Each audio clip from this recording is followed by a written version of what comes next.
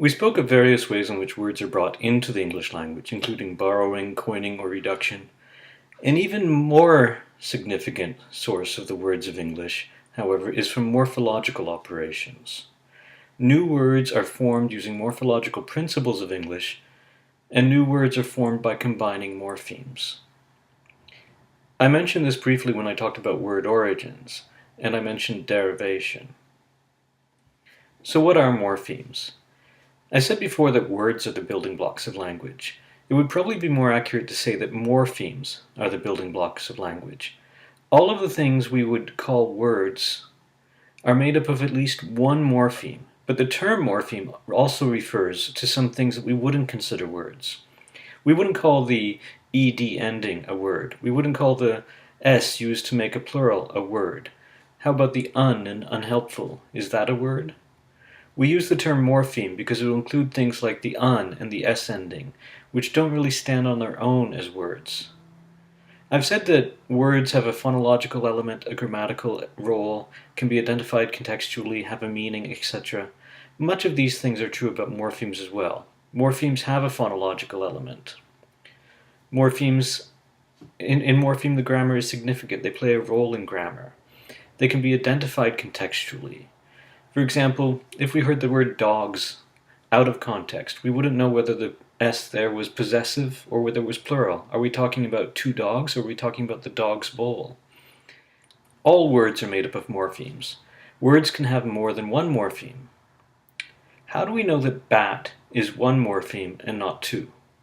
Well, we can't break it down any further. Battiness, however, is three morphemes. We can break it down. We can break it down into batty plus ness, and we can break down batty into bat plus ty. So we get the noun bat becoming the adjective batty becoming the noun battiness to describe the state of being batty.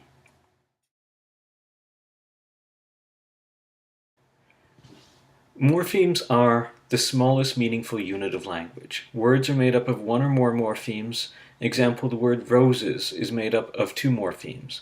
The lexeme rose plus the plural suffix, realized in this case by the allomorph es. Lardière explains that morphology applies within words and across words. Morphology adds information to the words.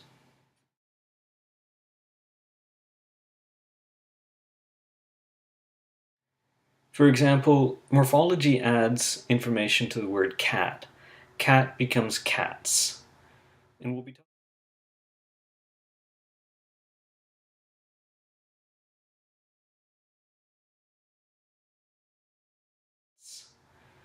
talking about this kind of morphological process in more detail. It's known as inflection. Morphology also changes words, often changing the part of speech and giving new meanings. And we'll be talking about this type of morphological process in more detail as well. It's known as derivation.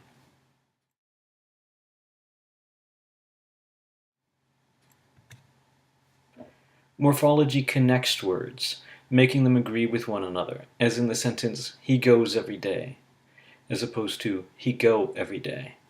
And again, this is a matter of inflection.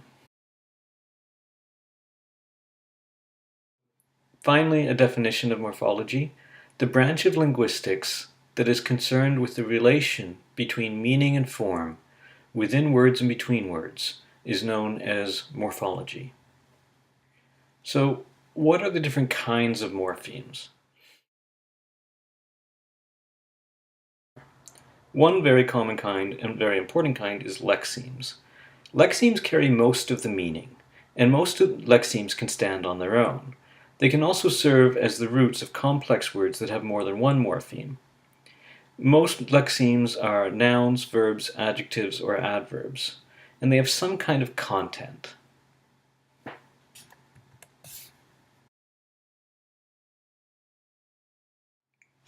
Grammatical morphemes are the glue that holds the sentences together, and this includes articles, pronouns, ed endings, prepositions, that kind of thing.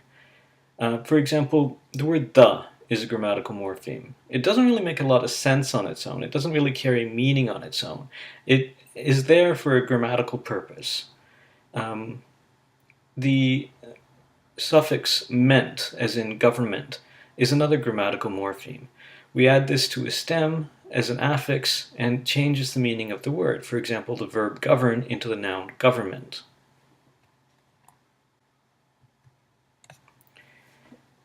We can also make a distinction between free morphemes and bound morphemes. Both lexemes and grammatical morphemes can be free or bound. Bound morphemes must be attached to a root or another bound morpheme.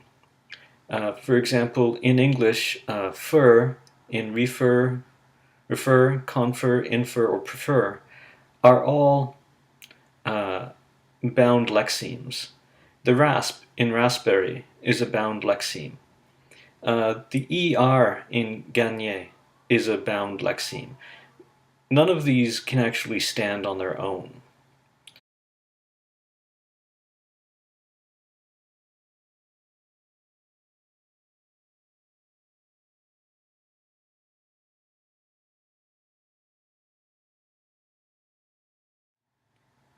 Free morphemes can stand on their own, and all nouns, verbs, adjectives, and adverbs that consist of only one morpheme would be free lexemes.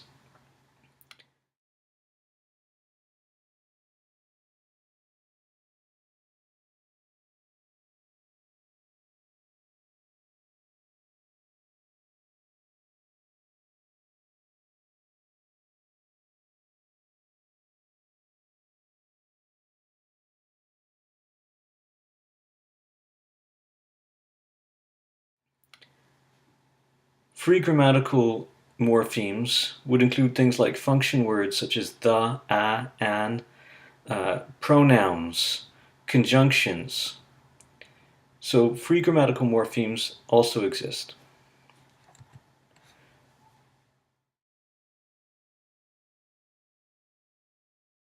So we have free lexemes, any one morpheme, noun, verb, adjective, or adverb.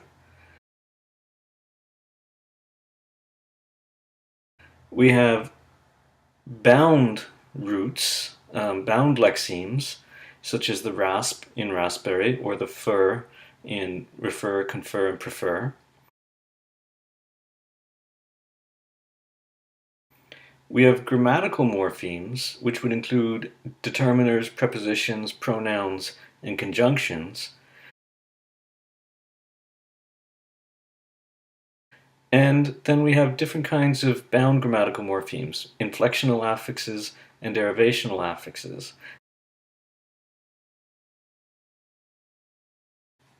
Well, we're going to discuss inflectional and derivational affixes in more detail in separate videos.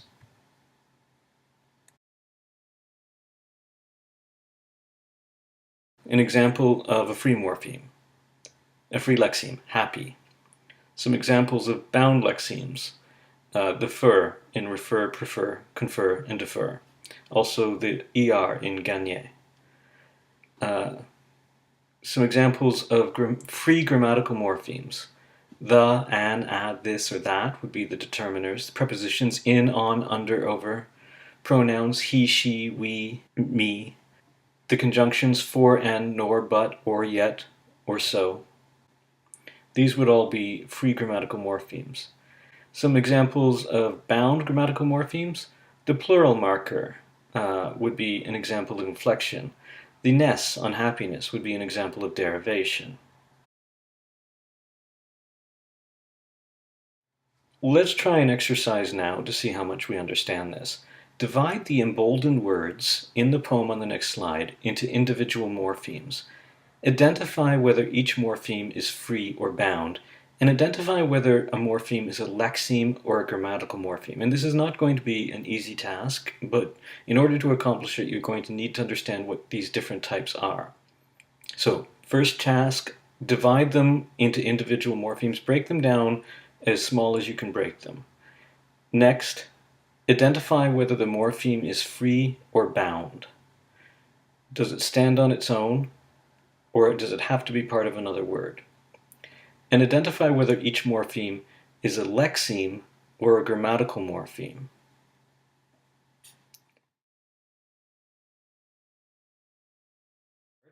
You can use a table like this to put the different morphemes in.